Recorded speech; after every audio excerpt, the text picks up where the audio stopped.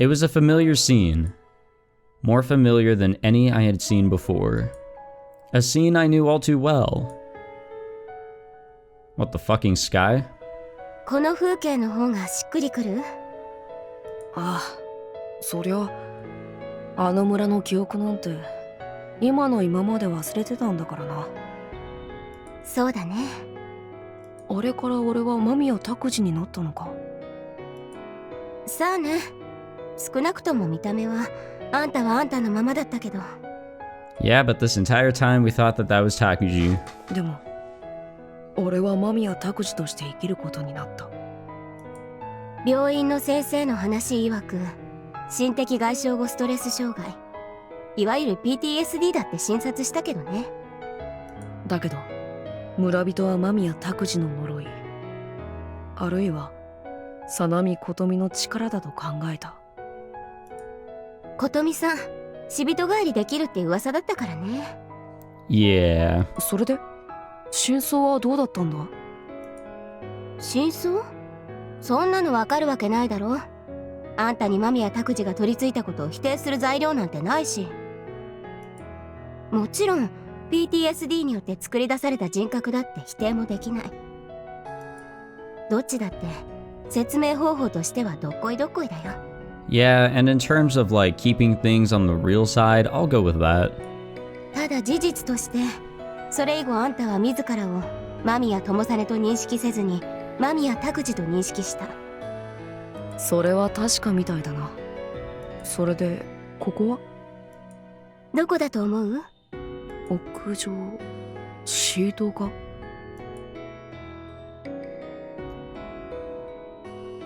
Yeah, I guess we are. ご名答。ご名答じゃねえだろ。今までの夢、過去の記憶。あれは雪姉の仕業か？雪ね。なんかその名前で呼ばれるの嬉しいね。なんか嬉しいや。There's no way that the other Yuki personality, which I'm assuming we're talking to right now, would actually know about the past. Or maybe she did, I don't know. なんだよ、雪姉。She smiled as tears flowed from her eyes. なんかさ、本当に大人になったんだね、友さね。あの頃と全然違う。ほら。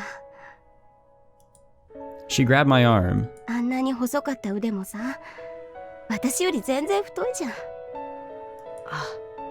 そうだな。あれからずいぶん経つからな。あの時の私と同じ年なんだぜ、友さねってさ。そうだったのか。そうそう。あんたは私のことなんてあんま気にしてなかったからわかんないか。ガキには大人は大人にしか見えないんだよ。そんなもんかね。ああ、あの時は雪姉の手がこんなに小さいって知らなかったよ。そっか。私の手小さいか。あ、こんなに小さかったんだな、雪姉の手。俺の手で全て包み込めるくらい。ガキの時はさ、雪姉は大きな存在だったから。Well, duh, we were a child.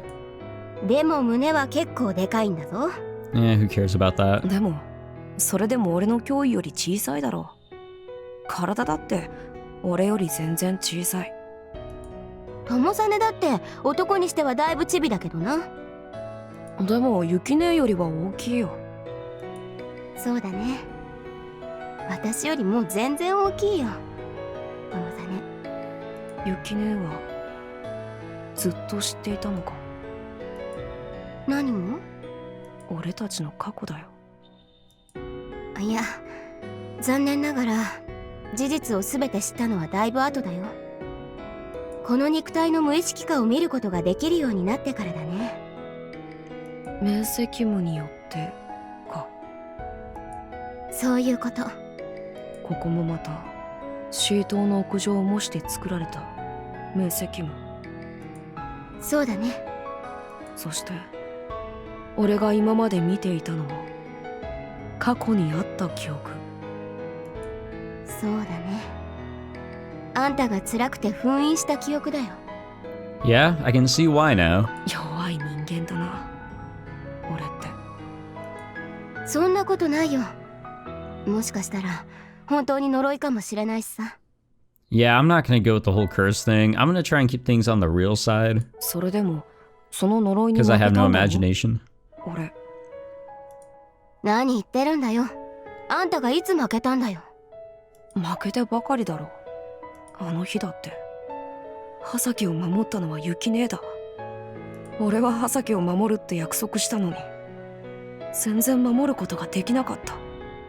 その上拓司に頭を乗っ取られて。でもまたちゃんと拓司君に立ちふさがったじゃない。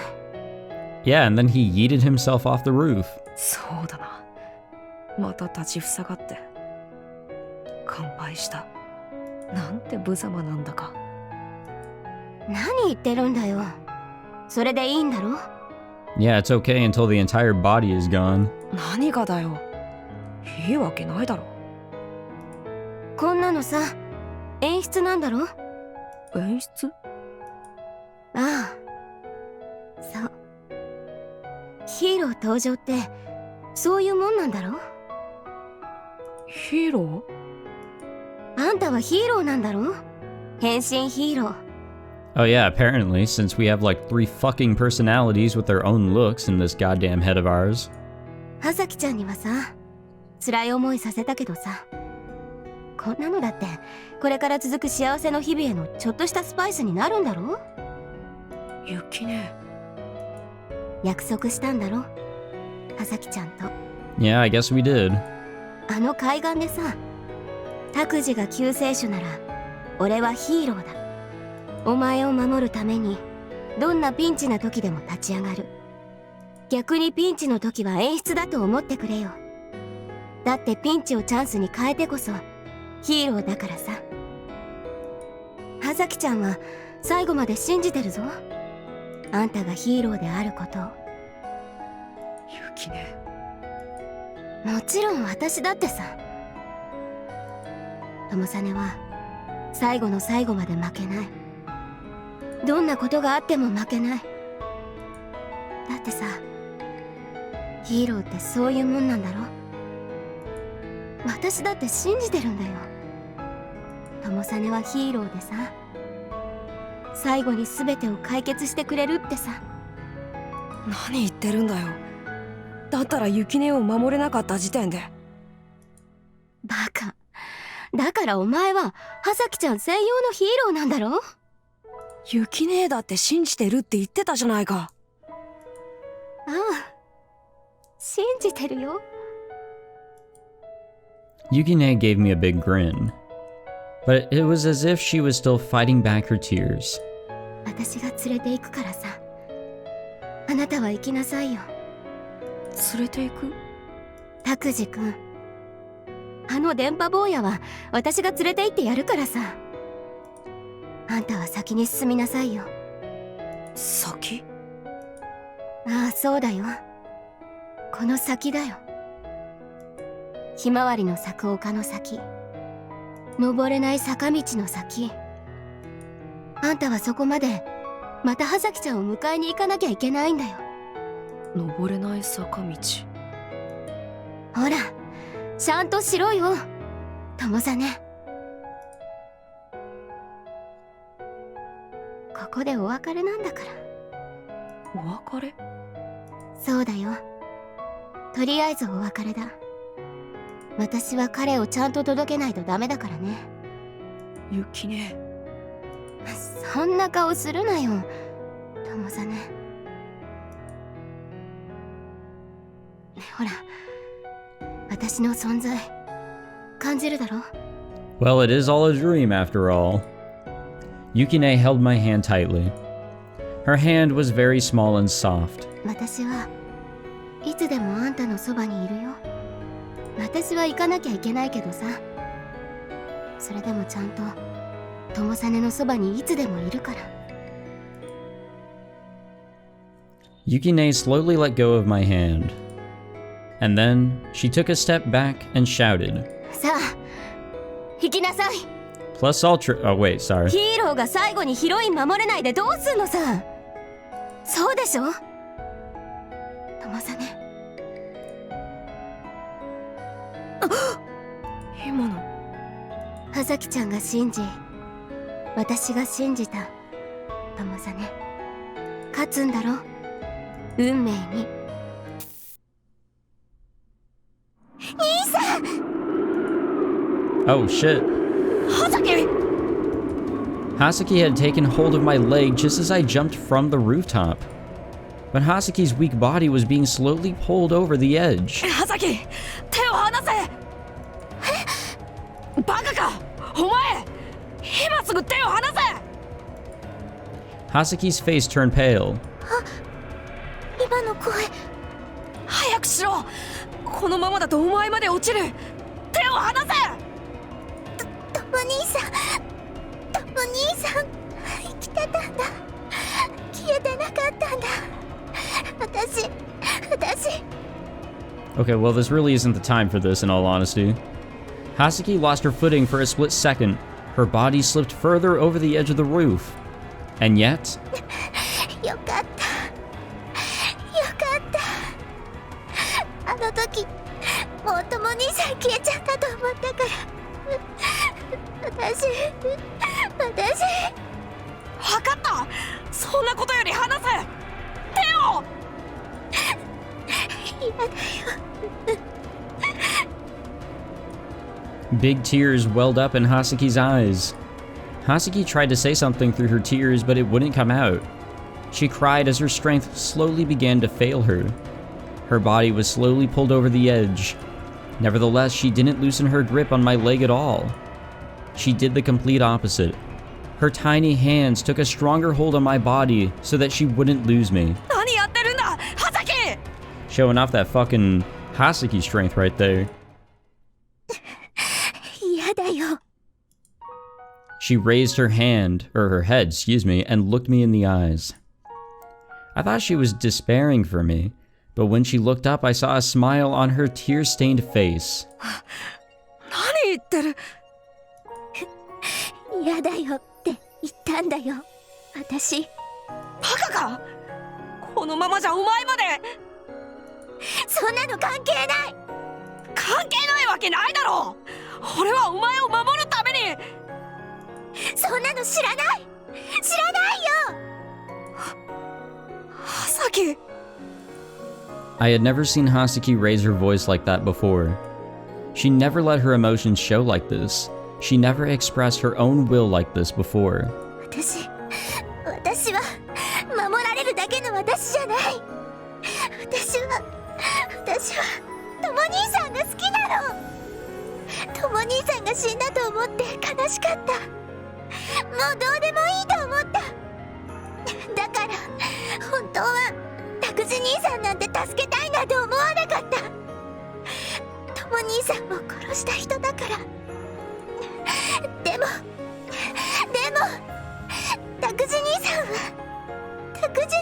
はその姿はとも兄さんだったから私は助けたいと思ったそうだよなんで私がとも兄さんを助けちゃいけないのなんで私だけ守られてなきゃいけないのとも兄さんが生きてるならとも兄さんがそこにいるなら私絶対にこの手を離さない絶対に死んだって離さない God damn. バカ野郎なんでお前が俺を助けちゃいけないかなんて当たり前の答えだろ俺がお前を守るからだ俺はお前を守るためだけのヒーローだからだろ It felt like I was floating. It was as if the air had suddenly grown colder. Sand and dust floated in the blue sky, dancing in the moonlight. I felt myself transported from solid ground to a world of vertical descent. Hasaki and I were sucked down. I saw a silhouette of Hasaki's body backlit by the bright blue moon. We were utterly, detached from the ground. It was like we were flying in midair. I heard sirens in the distance, sirens echoing in the sparkling azure sky. I looked up at the infinite sky as I fell, so that I wouldn't lose sight of Hasaki above me. The moon laughed. God laughed. At the comical sight below. At this comedy and this tragedy. The stars went around like they were dancing. The night sky ridiculed us, God ridiculed us, as if an innocent child had knocked the plate of heaven to the ground. The world became empty, but I said this: God doesn't matter. Fate doesn't matter. I'm Tomosane. Mamiya Tomosane. I made a promise to protect Hasaki. A promise to be Hasaki's hero. So I won't falter. I won't back down, no matter who I'm facing. If I meet God in heaven, then I'll punch him right in the nose. That's very specific. If I meet Satan in hell, then I'll punch him right in the nose. I'll break fate's chains with my own two hands. The great comedy and tragedy of life can eat shit for all I care. Hasaki! I reached out with all my might. There was no answer. No. I don't know if she even heard me. It was such a short period of time before we hit the ground that I don't know if my words ever reached her. But I yelled out to her, Hasaki. The cool air of the night suddenly grew hot. The light of the moon dimmed. The dancing stars ceased to frolic and instead looked on in silence. I ran on thin air.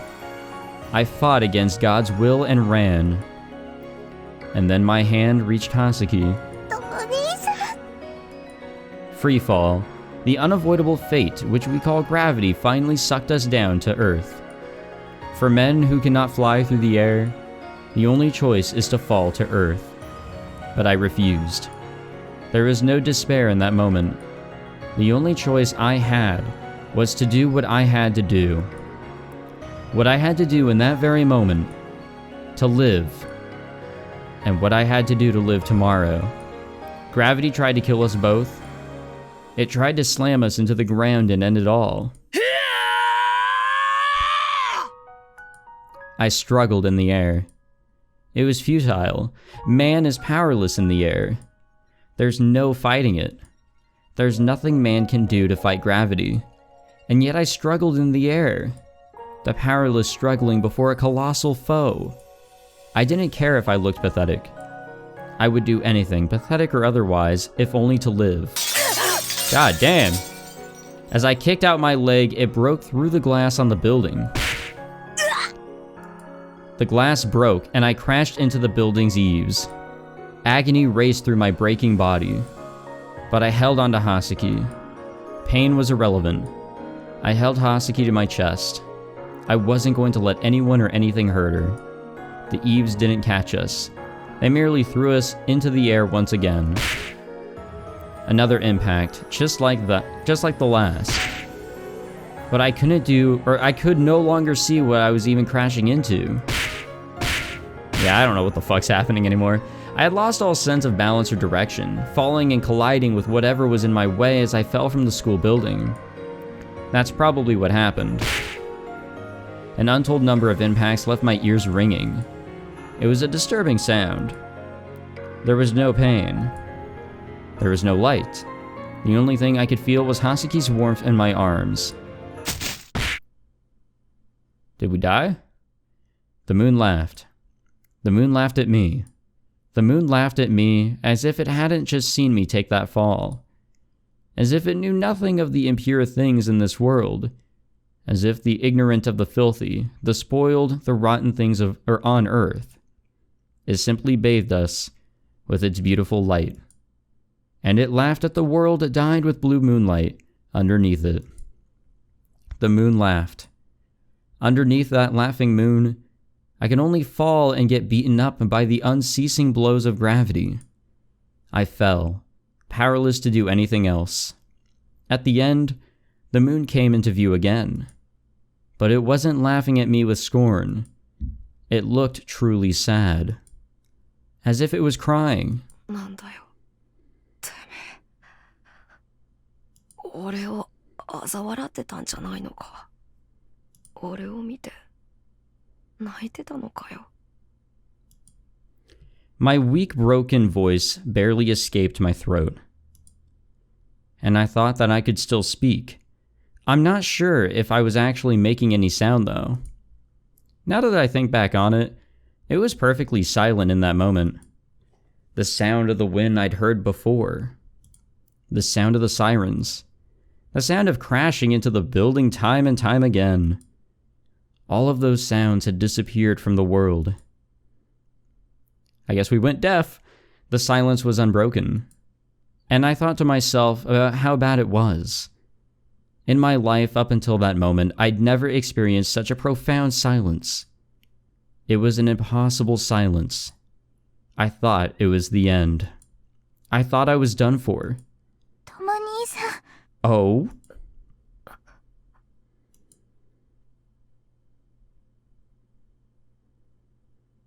はさき。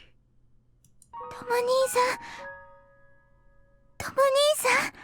That's us. 無事だったのか。とも兄さんが私を守ってくれたから。だから私。破ってばかりだったからな。やっとこれで約束を果たせた。ありがとう、とも兄さん。じゃあこれでやっと終われるのか。嘘つき。嘘つき。また約束破る気なの？ Of course. 約束。 It's what we're good at. そうだよ。約束した。今年の夏はあの村に帰ろうって。あの村。そうだよ。沢井村。また二人で行くんだよ。そしてまた二人で登るんだよ。Yeah, あ and の then, 坂道。 and then we're gonna jump off the cliff, am I right? ひまわりが咲いたあの坂道を二人で。あの坂道。そうだよ。小さな私が越えられなかったあの坂道。そしてお父さんが死んだあの日、とも兄さんが私を見つけてくれたあの坂の上。坂の上。それヒーローがする約束じゃないな。だけど約束は約束だよ。 A promise is a promise. Hasaki usually never asks for anything from me. But still, I was so tired. I walked so far to get here. So now, Yukine. Is that it? Have we reached the end? What's gonna happen? We're gonna get some credits? No. Hill of Sunflowers. I guess this continues. Maybe? To pray is to think about the meaning of life. Ludwig Joseph Johann... Okay, こんな山道歩くんですか？村までバスないんですか？ Hey, it's Kimura. Well, I think this is continuing, so I hate to say it, but I think we're gonna have to stop it here. This episode has gone on for quite a fucking bit, and, you know, I love to give, but I also gotta take. So, we'll end it here, assuming that there is more to go through. If not, then I guess we'll have a fun episode to figure things out next time. Yeah, this is an epilogue. Yeah, we'll do the epilogue here, I guess, next time. Hill of Sunflowers. Actually, is this like a completely different chapter now? Have we entered something completely different? Because these all say their respective chapters, I guess this is something different. Alright, yeah, I guess we'll jump into this epilogue here in the next episode. I cannot believe that, I'm assuming Tomosane survived that. I don't exactly know what happened to Takuji. How did he get his consciousness back after being defeated? Was it because he remembered everything while lucid dreaming? Well, who knows? I guess we'll get a concrete answer. Well, hopefully we'll get a concrete answer in the next episode. If not, then I will rely on you guys to tell me before I hopefully before I finish the game, because I am hooked, and when I get hooked on this shit, I just keep on going. But I will continue to read your comments as we go forward. I mean, you can see that I've recorded twice today, so there is that. But yeah, thank you guys for watching. If you enjoyed this crazy-ass episode, make sure you leave a like, subscribe, all of that fancy shit, and I will see you guys in the next one. Take it easy.